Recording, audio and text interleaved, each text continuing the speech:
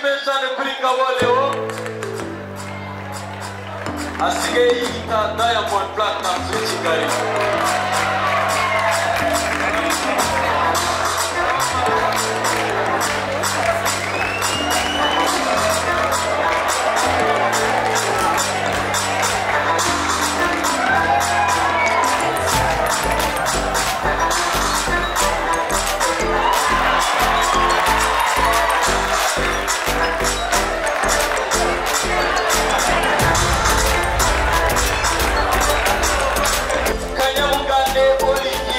Nyaxo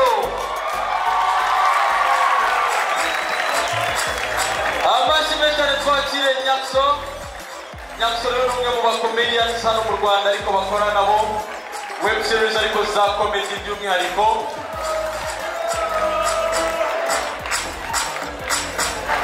Nabonye Banyarwanda yitwa Nyaxo.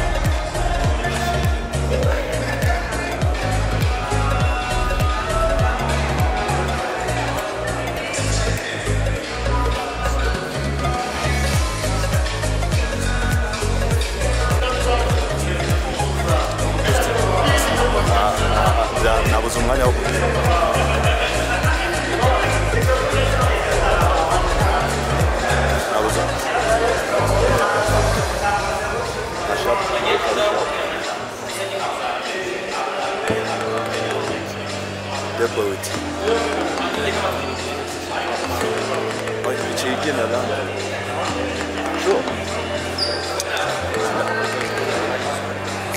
I know banatinye mani banatinye byadari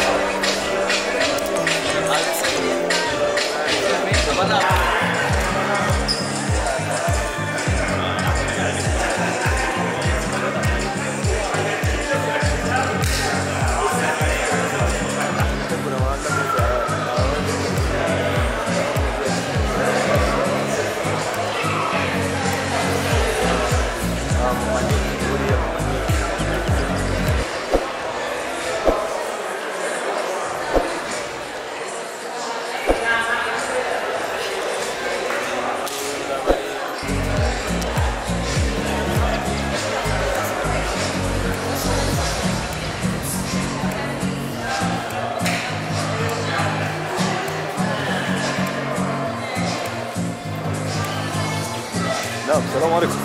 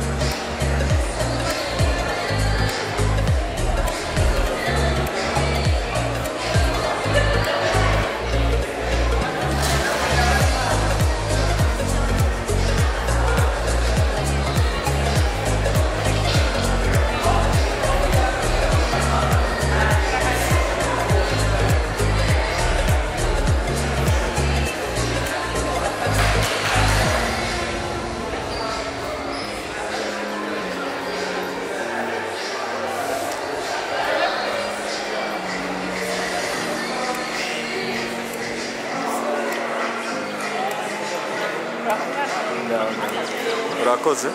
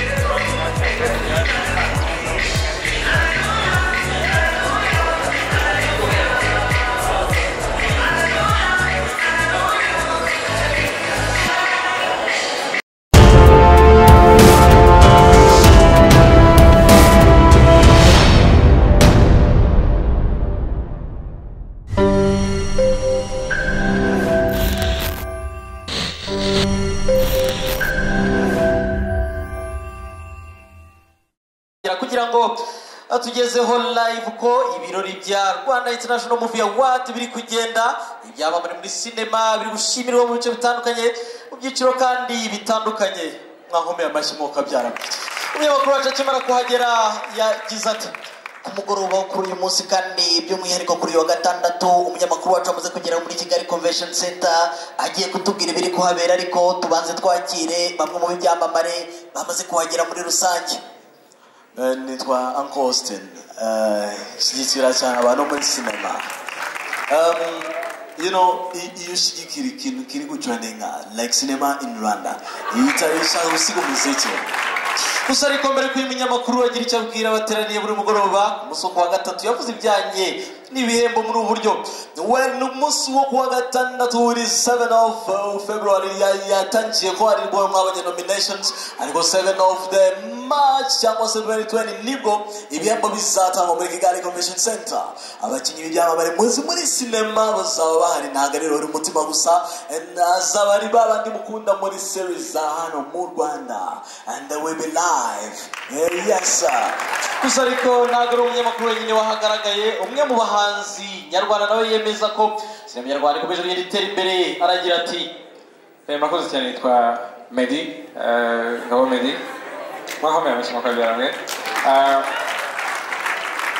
It's a real pleasure in supporting Rwanda cinema in general because you know, we've been starting together Rwanda cinema. Imagine with the Rwanda music in general, we've been starting with the band, Tom Close and other artists and female like Knowles. Now twari tuzi ko iki gihe kizagera ibyamamare bikagera session nk'iyi yo guhabwa award gushimira by'umwihariko. As you see, it's a big honor. Mostly, you know, hari igihe umuntu agira amarangamutima like ikintu gituma wumva uri free kandi cyangwa se wumva wishimye cyane. It's like nk'ikintu cyo kugera ahantu hari award nk'iyi dushimira cyane. Ntabwo uzaririmba za ntawamusimbura za slowly ngo mure kuza ahantu nk'ahangaha. Amashyi menshi cyane.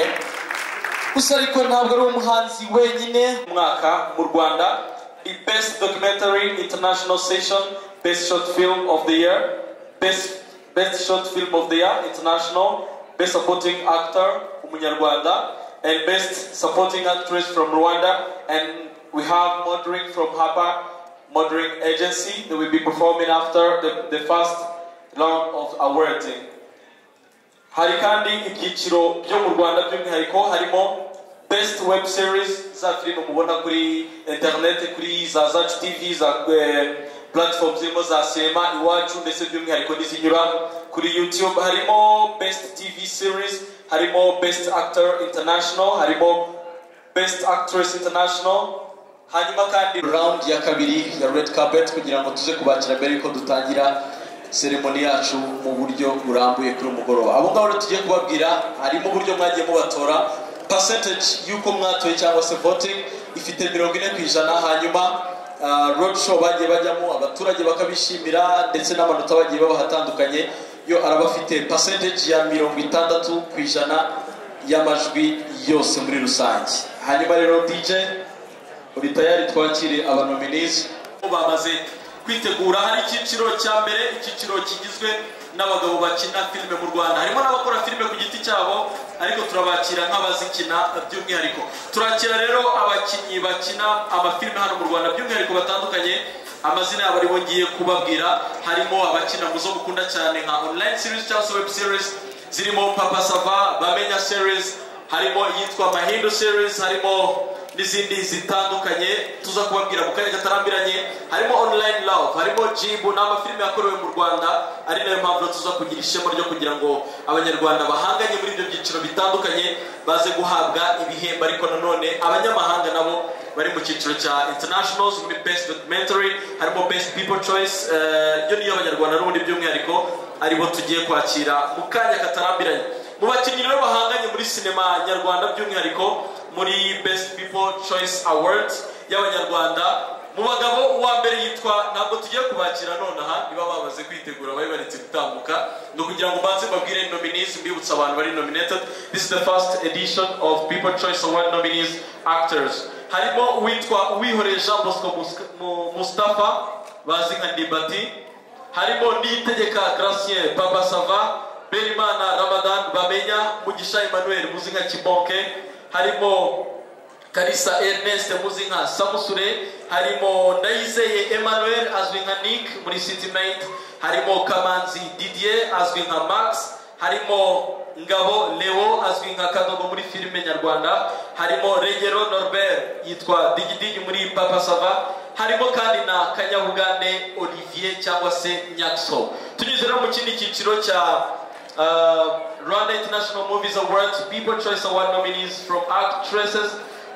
Harimo abava mu cyiciro cy'aba actresses, harimo Uwamahoro Antoinette bazi nka Siperansia, harimo Mutoni Asia Rosine, harimo Mukayizere Jalia bazi nka Ketchup muri Bamenya, Munezero Aline azwi nka Milka cyangwa Bijou, harimo Uwamwezi Nadege Nana, ndetse harimo niyo mubyeyi Noella cyangwa se Fofo, harimo Musanase Lola from City Mate yitwa Nikuze, hari Mukakamanzi Beata Mama Nick, hari Bahavu Usanase Janet Diane, hakaba ndetse na Ingabire Pascaline ukina yitwa Samantha muri sinema Nyarwanda. Abo ngabo rero ni icyiciro cy'abari buze guhabwa ibihembo muri People Choice Awards, ariko by'umwihariko actor ndetse na actress. Tugera mu bindi byiciro bitandukanye turaza gutanga ibihembo binyuranye by'abashimirwa by'umwihariko bya Rwanda International Movies Award 2020, barimo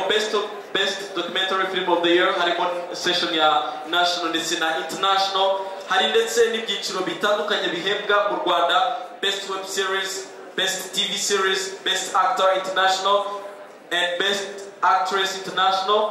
Hari kandi bya byiciro by'umwihariko mu Rwanda nabyo tuza kuba twakira mu bihembo bitandukanye, harimo Best Actress of the Year, Best Actor of the Year mu Rwanda, harimo ndetse People Choice babandi maze kubabwira, harimo actor na actress b'umwaka baza guhembwa bitewe n'uko batowe. Icyiciro rero kijyanye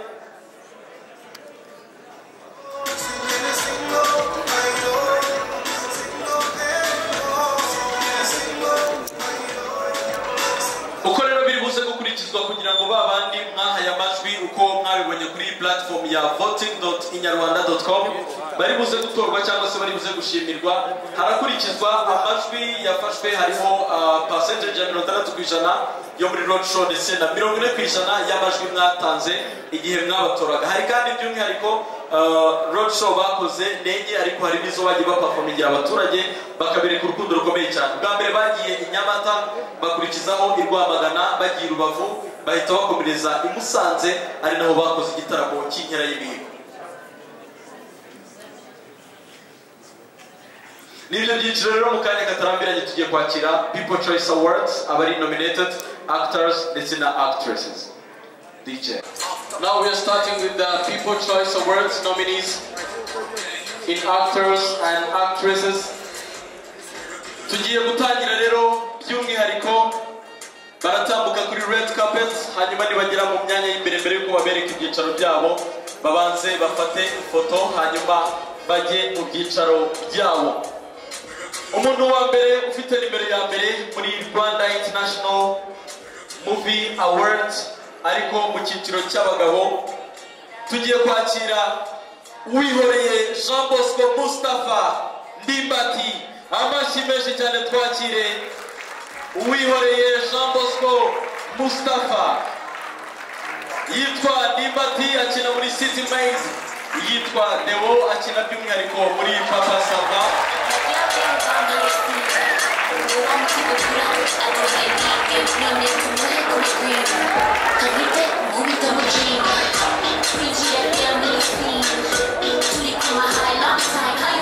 Nimero ya kabiri Niyitegeka Gracien Papa Sava. Amashyi menshi cyane twakire Gracien Niyitegeka Papa Sava. Seburikoko Mvuvuko, murabona ko uko yambaye le monsieur Bigatoto Papa Sava. Amashyi menshi cyane kumwakire.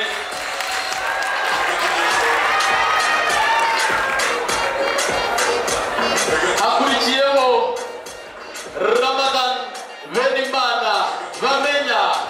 Amashyi menshi cyane twakire Bamenya Benimana Ramadan Bamenya. Asanzwe bakina filime zitandukanye ariko by'umwihariko ni nominated uwakinnye akaba ari Bamenya. Amashyi menshi cyane kuri Bamenya.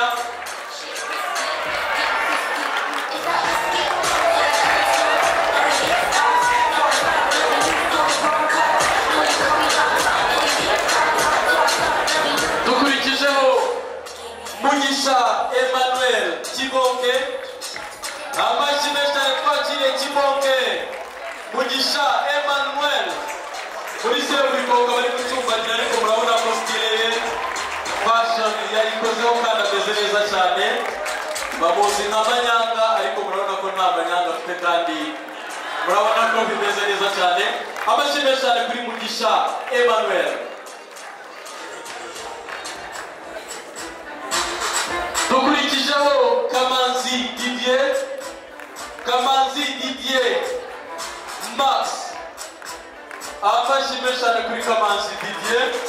Asanzwe akina tennis ariko yo ntabwo ari professionnel nk'uko tumuzi muri rugby rero yabayeho kapiteni w'ikipe y'igihugu y'u Rwanda. Amashyi menshi cyane kuri Kamanzi Didier Max.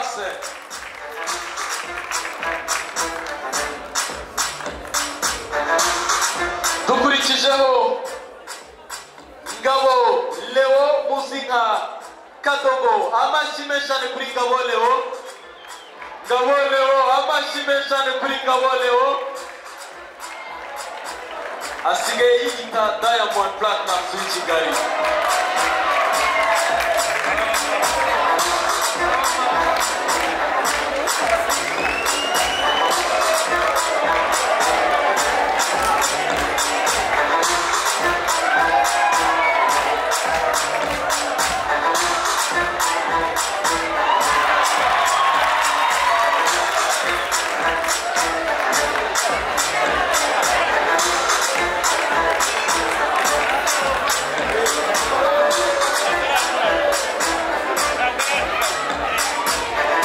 Dukurikijeho Regero Norbert Digidigi.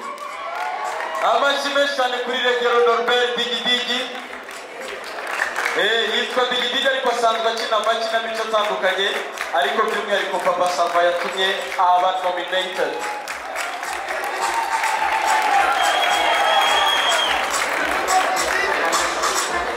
Umuhungu wo Digidigi. Uwanyuma mu cyiciro cy'abagabo mu bamaze kuhagera yitwa Kanyabugande Olivier Nyaxo. Amashyi menshi cyane twakire Nyaxo. Nyaxo rero ni umwe mu bakomedians hano mu Rwanda ariko bakora nabo web series ariko za comedy by'umwihariko.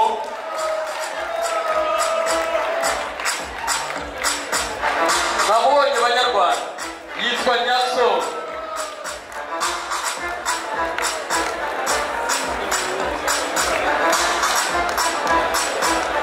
The second edition is edition for the actress of Rwanda, the Rwanda International Movies Awards, the People Choice. Icyiciro gikurikiyeho ni icyiciro cy'abari nominated mu cyiciro cy'abagore muri Rwanda International Movies Awards. Nimero ya mbere mu cyiciro cy'abagore yitwa Uwamahoro Antoinette Siperansia. Amashyi menshi cyane twakire Siperansia umugore wa Seburikoko. She is Uwamahoro Antoinette, an actress from Seburikoko TV series right here in Rwanda. Amashyi menshi cyane kuri Siperansia. Sipe ugiye nta agafoto ka Sipe. Amashyi menshi cyane undi tumureka ajye mu byicaro bye. Dukurikijeho Umutoni Asia. Amashyi menshi cyane twakire Umutoni Asia Rosine. Azanye n'uwitwa Yaka. Amashyi menshi cyane twakire. Namubonye ko azanye na Yaka Mwana. Yaka murabona ko bameze neza cyane baje nka King and Queen. Amashyi menshi cyane. Mwe muretse kujya kwicara hafi aho mwadukeneye agafoto kanyu muri kumwe. Asia Mutoni, an actress with Yaka Mwana Patrice from Katarina web series. They are actors from right here in Rwanda. Amashimeshane kuri Yaka ndetse na Mutoni Asia. Urabona ko bameze neza cyane. Dukurikijeho kandi Uwamwezi na Deje Nana. Amashimeshane twakire Nana. She is an actress in City Mate known as Nana. She is a fashion designer right here in Rwanda with the shop Nana Collection Design located in Kigali.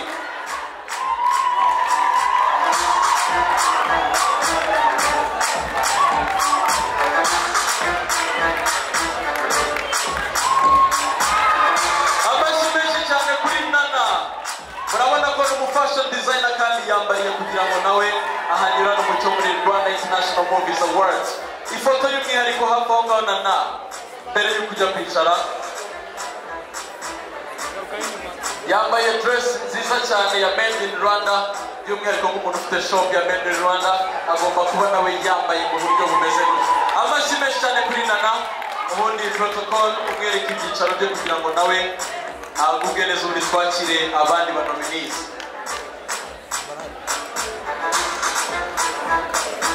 Dukurikijeho Munezero Aline azwi nka Milka muri filime ariko nanone kuri web series azwi nka Biju muri Bamenya. Amashimeshane cyane. Amashimeshane twakire Biju yambaye dress nziza cyane. Munezero Aline is a Rwandan actress.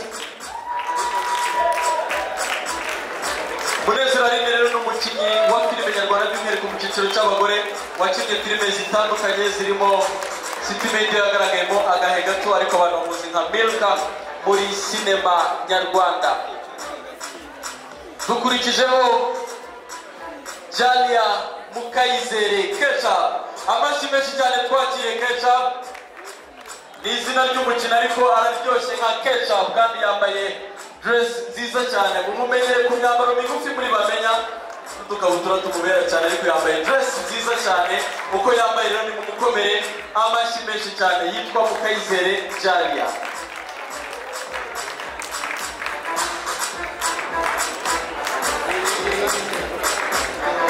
Jalia kuarakaye. Amashimeshane cyane kuri Ketchup. Ubundi nawe bamwereke ibyicaro bye byiza bamuteguriye.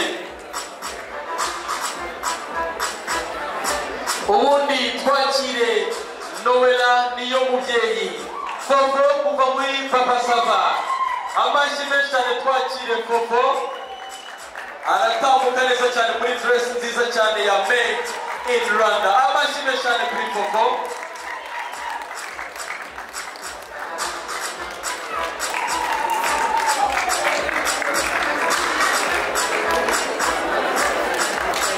Fofo wongera wegera imbere kugira ngo fotografe baze gufata ifoto nziza yawe kuri uyu munsi. Aho ngaho birahagije Fofo aho ngaho. Amashimeshane cyane kuri Noella niyo mubyeyi.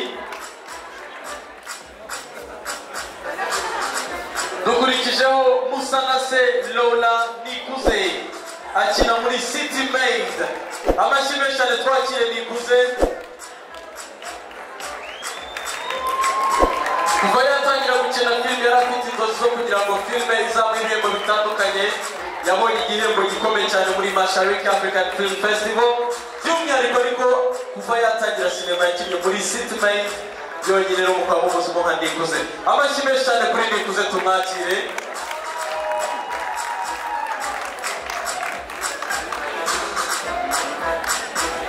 Yitwa Nikuze cyangwa se Musanase Laura kuva muri City Made. Tukiri kubakina muri City Made. Reka twakire Beata Mukakamanzi mu muzi nka Mama Nika. Amashimeshane twakire uyu mumama n'umwe mu babyeyi cyangwa se umwe mu bakecuru bakomeje gushyigikira sinema nyarwanda mu muzi nka Mama Nika muri sinema by'umwihariko muri City Made ari nayo filime n'ubundi yaboneyeho nomination.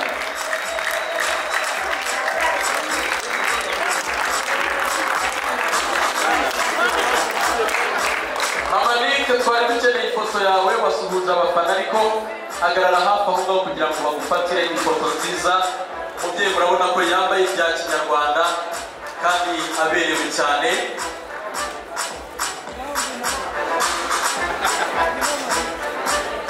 Arakoze cyane.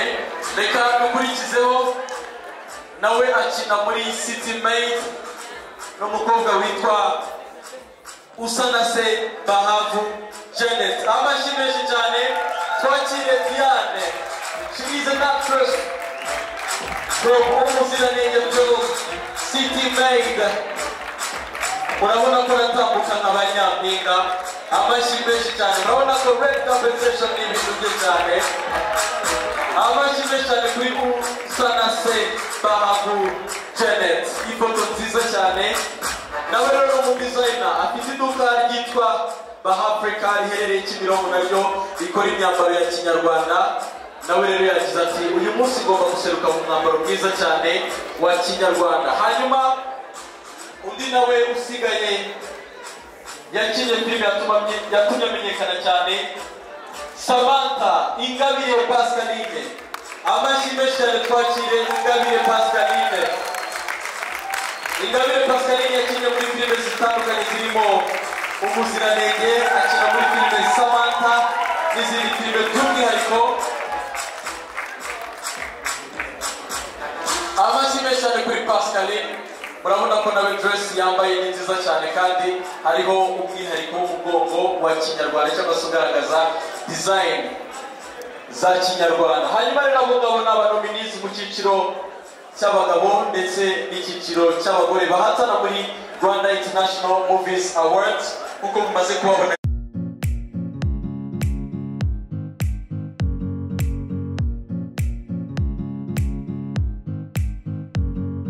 Amashimeshi cyane twakire Ellen Nagawa from Uganda. Numwe mu bafilmeka bitabiriye Rwanda International Movies Awards.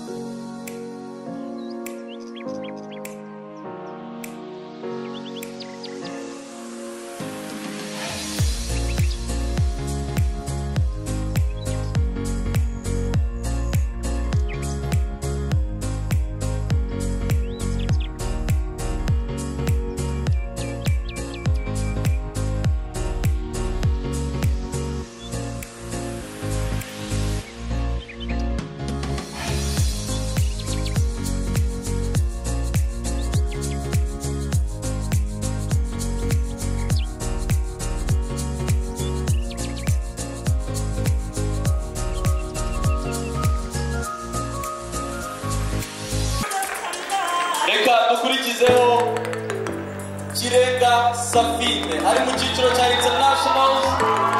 Amashyi menshi cyane kuri Kirenga Safine, ni umunyarwanda uhanganye mu cyiciro cya International Filmmakers, nawe rero mu bahatanira ibihembo.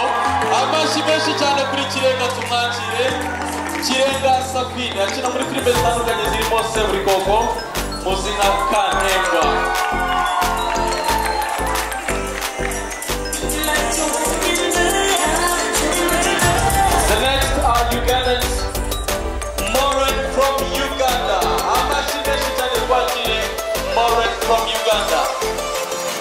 umwe mu bagande rero bakora sinema by'umwihariko kandi ayikunze cyane niyo mpamvu East Africa iri gukomeza igenda itera imbere by'umwihariko.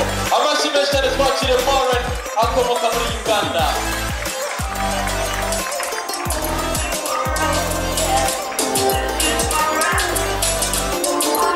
She is Moren and beautiful. Amashyi menshi cyane kuri Moren. Reka dukurikizeho uwitwa Wenyisa. She's also from Uganda. Wenyisa from Uganda. Amashyi menshi cyane kuri Wenyisa.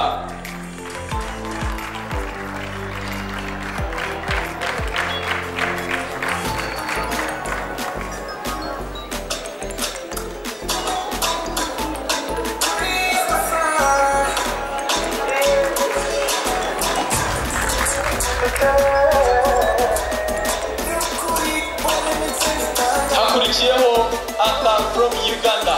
Arthur, amashyi menshi cyane kuri Arthur. Nawe ni umugande umwe mu bakora sinema. Amashyi menshi cyane kuri Arthur, tumwakire hano.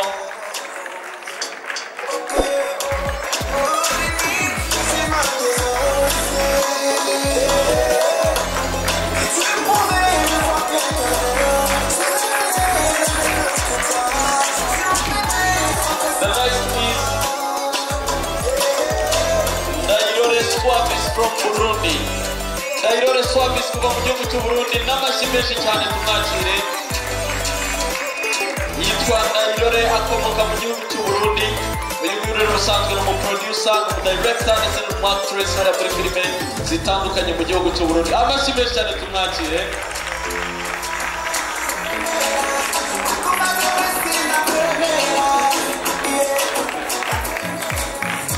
Reka dukurikizeho uwitwa Richard Mulindwa from Uganda. Richard Mulindwa from Uganda. Amashyi menshi cyane twakire Richard. He is Richard Mulindwa ari kumwe na Nalubega Rashida. Amashyi menshi cyane tubakire. Ni bamwe mu filmmaker kuva mu gihugu cya Uganda kandi murabona ko bakereye gushyigikira sinema nyarwanda, sinema East Africa muri rusange.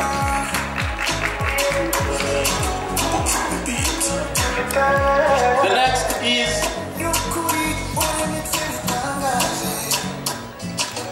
Shanu Samad from India. N'amashyi menshi cyane twakira umwe mu bahinde. Niwe muhinde wenyine kuva muri Asia witabiriye Rwanda International Movies Awards. Murabizi umwihariko wa filime zo mu Buhinde. Nawe yagize ati umwanya wo gushyigikira sinema nyarwanda, sinema y'Abanyafurika muri rusange, nawe yari nominated. Amashyi menshi cyane yitwa Shanu Samad Shanavas. Yes, reka dukomeze rero n'abandi banominees batandukanye. Reka dukurikizeho uwitwa Joyce Indiego from Kenya. Amashyi menshi cyane twakire Joyce kuva mu gihugu cya Kenya. Amashyi menshi cyane twakire Joyce.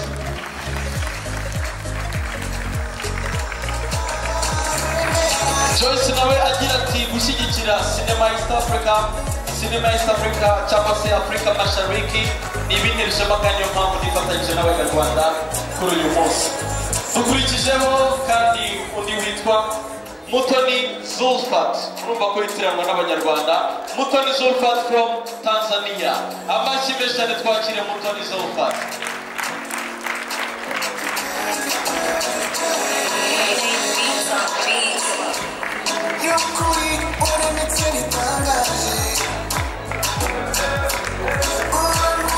Amashyi menshi cyane kuri Zulfat Mutoni kuva mu gihugu cya Tanzania.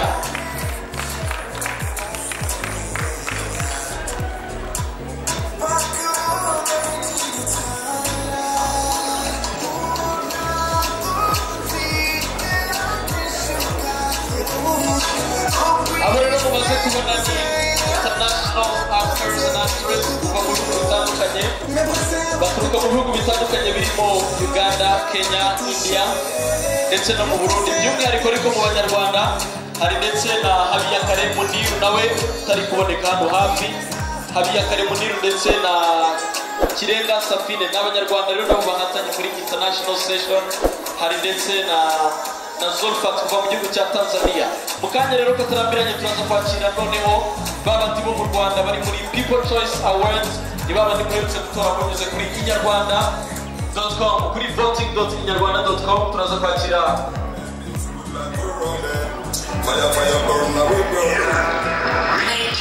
giye kuba amashyi abantu babona baca kuri red carpet cyangwa kujya mu baturage bakabaha amashyi ngo n'abasitari ko badafite amafaranga. Star Times rero umwanya wanyu mu guteza imbere sinema ubu ratangiye. Murakoze ko mugiye kubikora.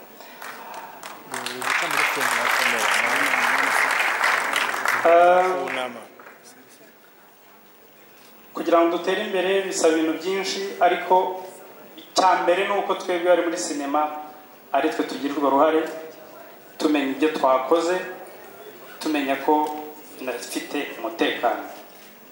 Buri munsi dukora filme tukavuga ngo bazipirase, ariko banakubaza ibyangombwa by'uko ari yawe ukabibura. Ubwo rero ntabwo baba bakwibye, nyine baba banduye ibyo wandaritse.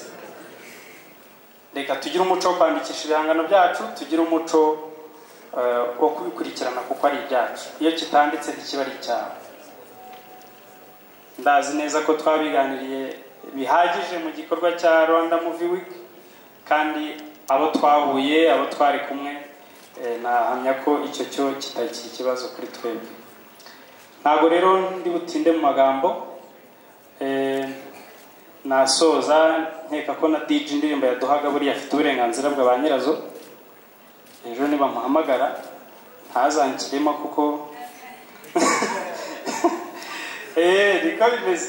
Ubu ngubu ikintu cyose ugomba kugikora gifitiye uburenganzira. Sawa, ubuye ni yawe.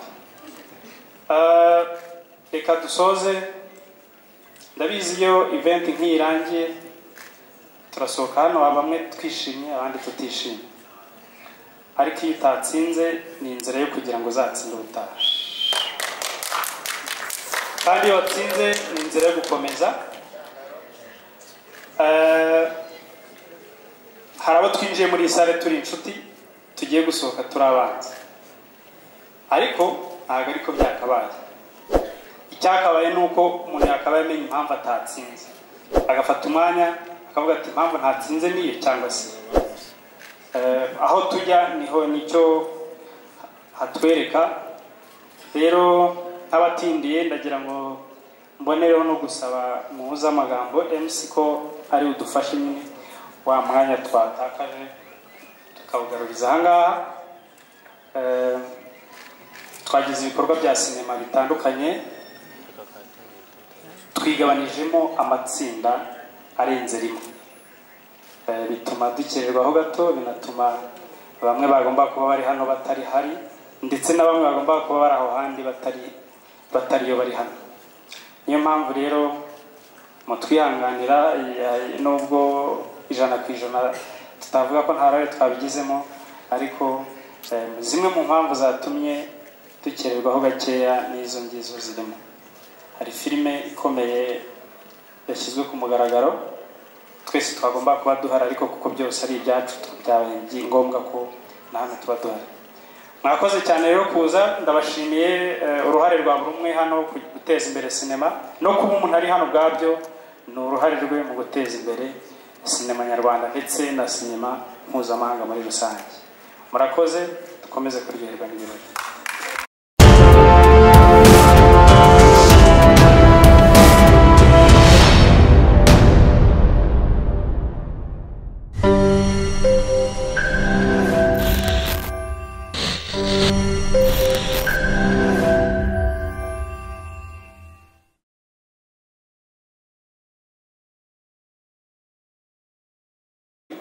Dushimira by'umwihariko abafatanyabikorwa ba Rwanda International Movie Awards barimo Minisiteri y'Urubyiruko n'Umuco, harimo Rwanda Convention Bureau LARC cyangwa se Inteko Nyarwanda y'Ururimi n'Umuco, Star Times, harimo by'umwihariko mbasaba amashyi dushimire Migo Limited. Amashyi menshi cyane kuri Migo Limited, ikora rero professional acts zitandukanye mu events, harimo gutegura ama events ndetse na protocol, harimo sound, ibintu byinshi cyane bitandukanye. Dushimira by'umwihariko Migo, harimo Hapa Media Center, ndetse dushimira by'umwihariko na RDB cyangwa se ifasha mu by'umwihariko mu bijyanye n'ubukerarugendo ndetse ari nayo ishishikariza abanyarwanda gupromotinga ibikorwa byo mu Rwanda cyangwa se ibituma u Rwanda rukomeza gusurwa muri gahunda ya Visit Rwanda. Reka rero tugendere n'ama session atandukanye, dutangire ku cyiciro cya mbere rero cy'ibihembo bigiye gutangwa. Duhereye ku cyiciro cya mbere ni icyiciro cya Best Documentary of the Year. Duhereye kuri National Session cyangwa se documentaries zakorewe mu Rwanda, dusaba president wa jury yakoze kuri documentary films ko yegera imbere. Tugiye kutubwira Best Documentary International Film of the Year.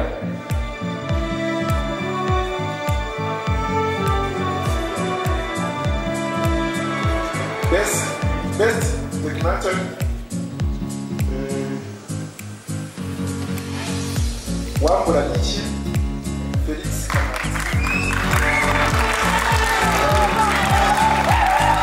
Amashyi menshi cyane ni filime documentaire ku rwego mpuzamahanga itwawe n'u Rwanda. Amashyi yanyu muri iyi hantu ya Felix Kamanzi.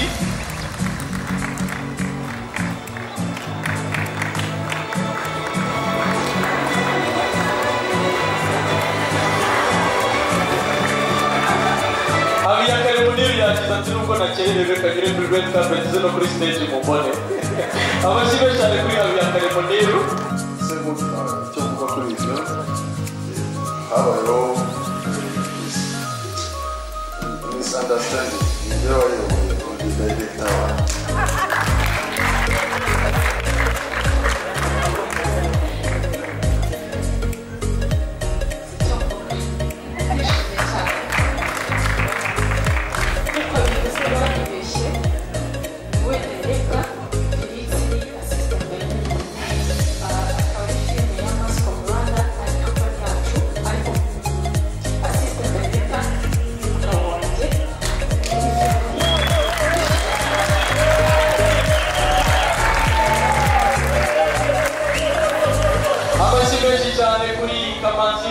afatanyije na Muniru Habiyakare.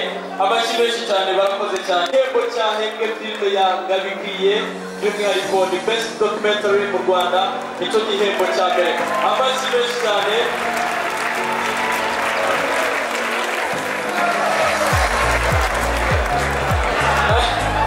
Arakoze Jackie, urakoze cyane, wasubira mu byicaro byawe. Reka dukurikizeho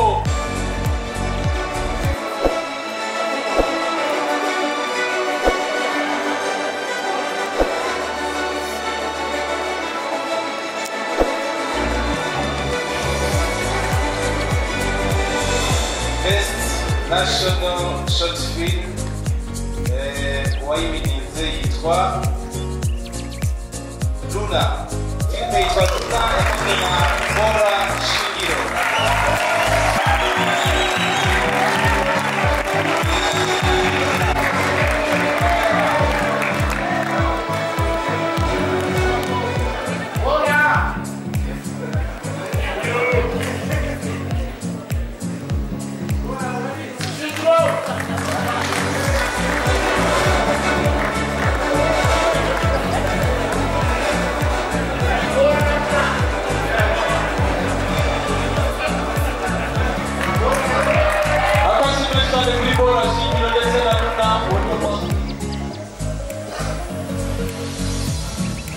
Best Short Film International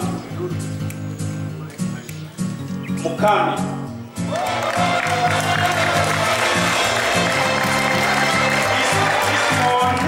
Mwenda.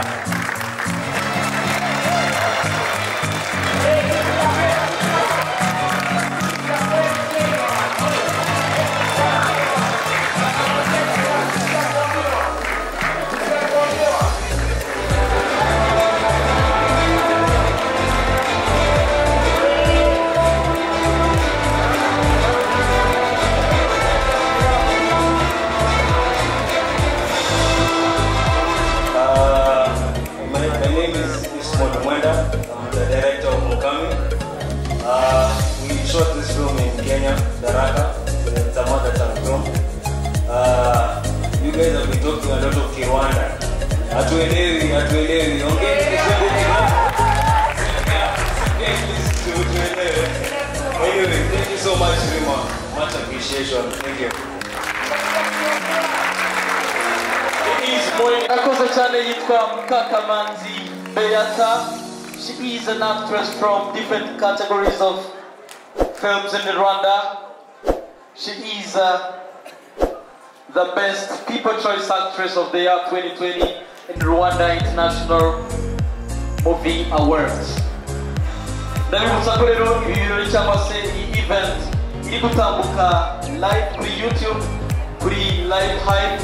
Ushobora kujyaho rero kuri iyo YouTube channel, wamara kubona link iri kwerekana ibirori mu buryo bwa live, ugahita noneho ukanda play, wamara gukanda play ugakora share kugira ngo abantu batari ahangaha nabo babashe gukurikira. Dukurikijeho rero ikindi cyiciro cya filime ndende cyangwa se Best Future Film International